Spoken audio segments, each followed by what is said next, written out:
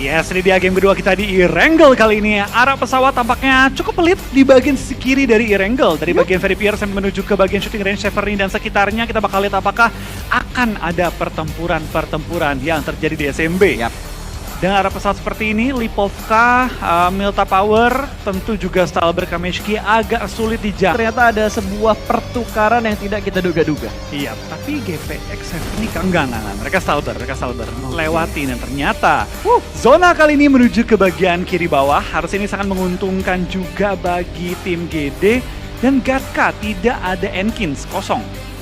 Enkins, betul. Gatkanya nggak diamanin sama Enkins, jadi benar-benar kosong banget. Dan ini dia ternyata battle antara 21 Esport dan juga tim mana itu HFX ternyata. Iya, kita bakal game juga tampaknya fight pun terjadi dan Sinon menggunakan handgun. Mendapatkan satu tapi belum bisa mendapatkan dua. Tampaknya ada seorang Linux sudah memegang shotgun, mulai pre-fire juga menuju ke arah pintu tapi dia ragu karena mungkin akan disampai main-main lain dan Harvest pun tertumbangkan. Kali ini dari Linux malah ditumbangkan juga oleh sebuah shotgun, malah handgun 1v1 dari seorang Sinon. Oh enggak, 1v1 kan? Iya. Iya, agak sedikit terlambat tadi dari live statusnya, makanya gue agak sedikit bingung. Tapi sepertinya dari HFX mereka sudah berhasil mendapatkan dua pemain. Kali ini satu pemain terakhir dari HFX akan berhasil melakukan revive karena Flippy terlambat untuk memberikan backup. Iya, ini tampaknya dari Flippy, senjata apa yang dipegang? AK ternyata ya, AKM sudah dipegang dan dengan 3 orang yang akan knock in, pasti masuk Flippy. Ini menjadi kesempatan poin yang begitu berharga, tapi shotgun yang dimiliki oleh pemain dari HFX tidak ada pelurunya. Tapi miss moment banget sih tadi dan sebuah pre-fire diberikan dari bagian pintu. Tentunya ada sebuah distraction dengan ada yang lompat tapi shotgun bakal langsung ditembakkan kembali menuju ke bagian tangganya. Bermain sedikit demi sedikit melakukan sebuah shot pick dan 2-1 NFT dipulangkan ke arah lobby. HFX memberikan fight ke 2-1 NFT. Habis mulangin satu tim, Enkins di Pirnya kosong. Ini kayak pikiran-pikiran yang tidak terduga gitu gak sih, Flo?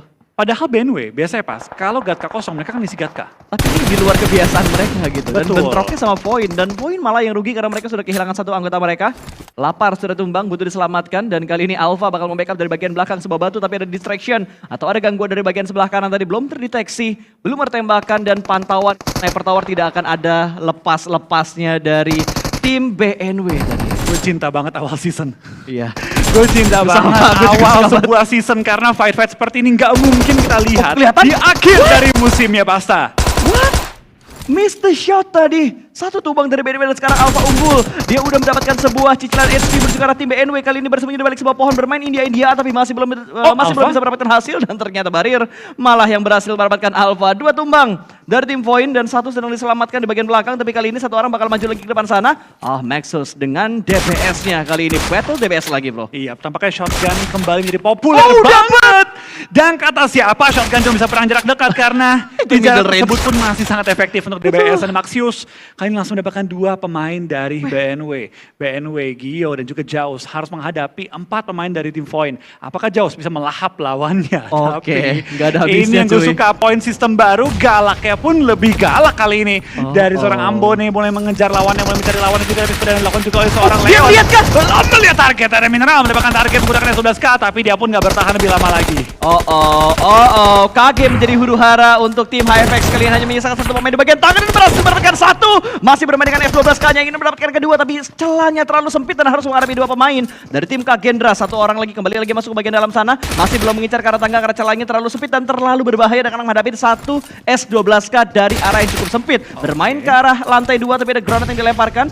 Revive atau fight kali ini? Revive sudah mulai berhasil dan dia nggak lihat dan kali ini bakal di free fire lagi menuju ke arah lantai 2-nya. Namun Leon masih belum bisa mendapatkan Sinon yang masih bertahan di lantai 2. Iya, Sinon menggunakan S12K tentu menjadi ancaman yang berbahaya juga karena one shot, one knock satu lawan 4 tapi menghadapi 4 orang tidak bisa dan KG.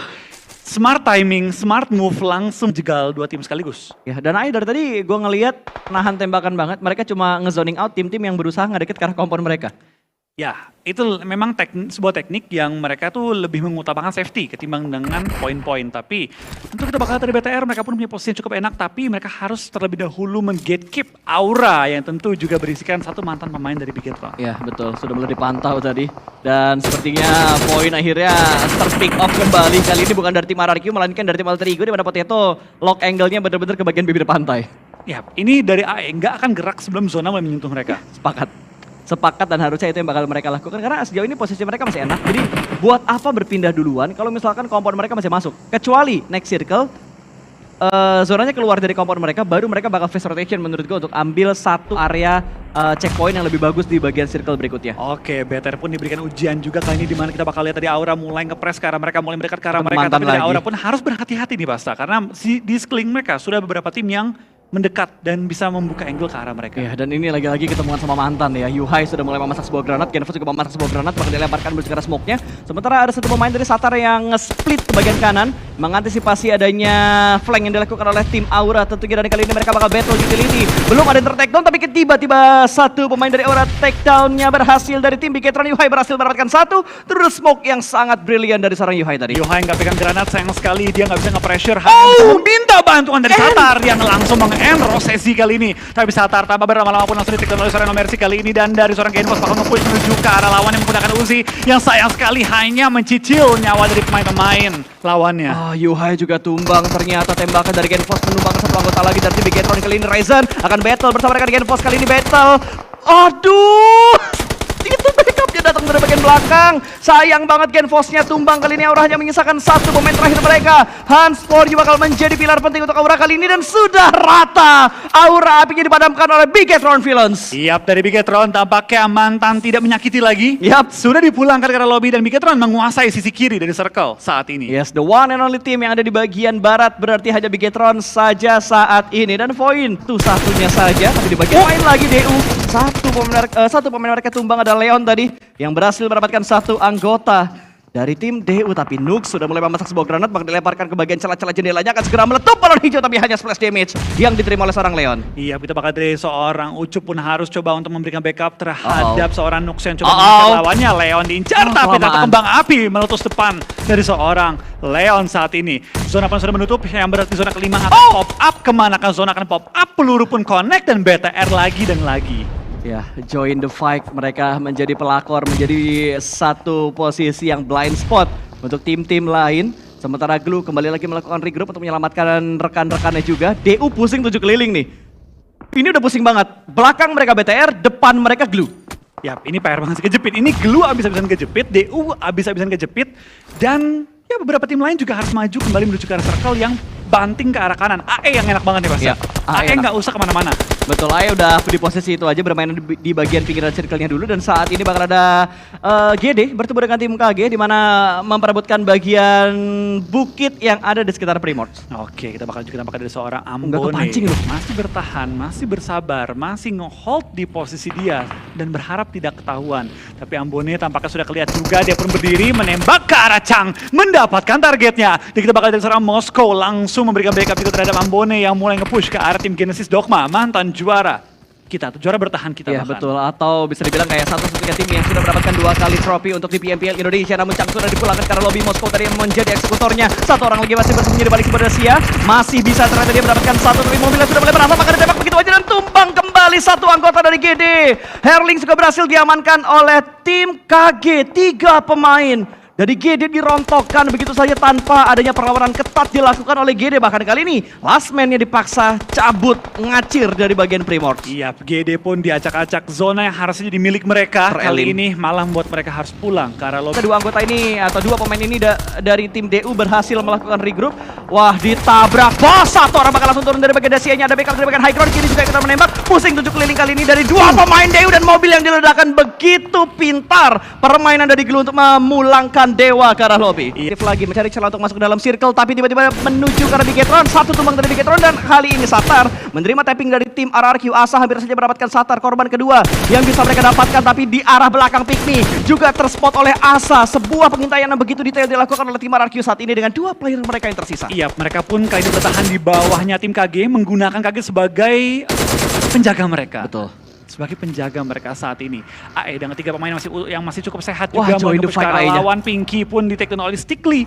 Dan ini dia GPBR kejepit dari berbagai angle karena mereka ada di puncak dari bukitnya. Ya betul, tapi smoke yang terpop up kembali. Ambone masih berupaya maksimal untuk menyelamatkan satu rekan dia. Leon DZ masih diupayakan untuk diselamatkan sementara ini, tapi dilindas tapi gagal dan langsung dipus oleh tim RRQ. Asa benar-benar menjadi bagian yang sangat penting untuk RRQ saat ini, Wolby. Ya, pertahanan dari tim KG mulai dipecahkan juga oleh seorang Asa, tapi Asa tidak berhenti begitu saja, dia pun langsung dapatkan juga kali ini, dan masih selamat juga. Flyboy gagal mendapatkan seorang Asa yang tadi menjadi bagian yang berbahaya bagi tim lawannya. Itu bener-bener gak kesentuh sama tim KG. Asa benar-benar menjadi distraction untuk proses revive yang dilakukan oleh KG. Walaupun AE menembak, tapi Asa masih cukup tenang. Bahkan 2 punggawa dari RRQ yang tersisa masih selamat. Ya, tapi memang kaget susah banget posisinya. Mau nge-push RRQ bakal diganggu Wah, oleh Bagiman AE, lagi. tapi Bagiman kembali terlihat lagi gantian Zuxi. Yoi. Katanya gantian dong, gue mau coba Bagiman dulu. Dan dari PJV belum bisa nih memecahkan pertahanan dari GPBR yang dari tadi belum sampai ke knock. Tapi infonya masuk. Wah. Granatnya dilempar, terhalang dengan sebuah tembok. Kali ini ada satu pemain mereka, Jire, yang harusnya bisa memberikan backup, tapi Molotov juga bakal dilemparkan. Terbakar di dalam sebuah shake yang hanya kena. kecil ini, tapi tidak terkena efek DPS dari Molotov yang dilemparkan oleh Persija EVOS. Masih ada granat berikutnya bakal dilemparkan begitu saja, meletup dan berhasil mendapatkan satu. Distraction kembali lagi dilakukan dan langsung diterobos begitu aja. Masih belum bisa mendapatkan korban yang kedua dan belum ada backup dari anggota GPBR yang lainnya. Knock terjadi, tapi GPBR hanya menyisakan 1 dan selesai sudah. Persija EVOS berhasil memulangkan GPBR menuju ke arah lobby dan fight berlanjut di bagian lain, atau masih berada di bagian Persija EVOS karena Alter Ego masuk di waktu yang tepat. Iya, kita bakal lihat juga apakah dari tim Alter Ego join di waktu yang begitu tepat, langsung mengganggu fight yang ada. Tapi PJV mereka pun tidak gentar, tidak goyang, tidak pecah fokus mereka karena hanya kehilangan tadi satu pemain mereka sementara waktu. AE malah juga kehilangan satu, menyisakan 2 pemain mereka. Potato Tapi tumbang. Face mendapatkan Potato kali ini, dan dari seorang Zuxi mengetahui satu pemain sisa yang bertahan langsung nge-push, langsung Oh, coba dapat menumbangkan lagi lawannya. satu. Tapi Okta akhirnya bertahan menumbangkan 1, tapi tidak bisa menumbangkan PJV. Ya, the real Bagiman kali ini. Zuxi tadi menjadi penyelamat untuk Persija EVOS. 3 anggota mereka harusnya masih bisa Nebak-nebak posisi dari seorang Leon, belum mendapatkan targetnya juga, dan belum ngokang granat lagi untuk kedua kalinya. Betul, smoke terpop up kali ini di area sekitar dari tim Glue.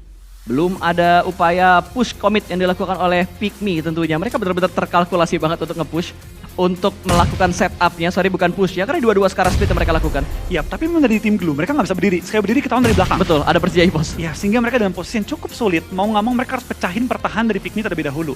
Kalau Pikmi tertumbangkan, mereka bisa nge-push ke depan. Dan punya low ground untuk nge-defend diri mereka. Ya, dan yang gue suka pinternya di sini adalah mereka nggak maksain untuk pakai utility itu granat. Mereka mereka lebih nge-push ke arah smoke dan juga molotov, membatasi pergerakan dari kedua tim juga.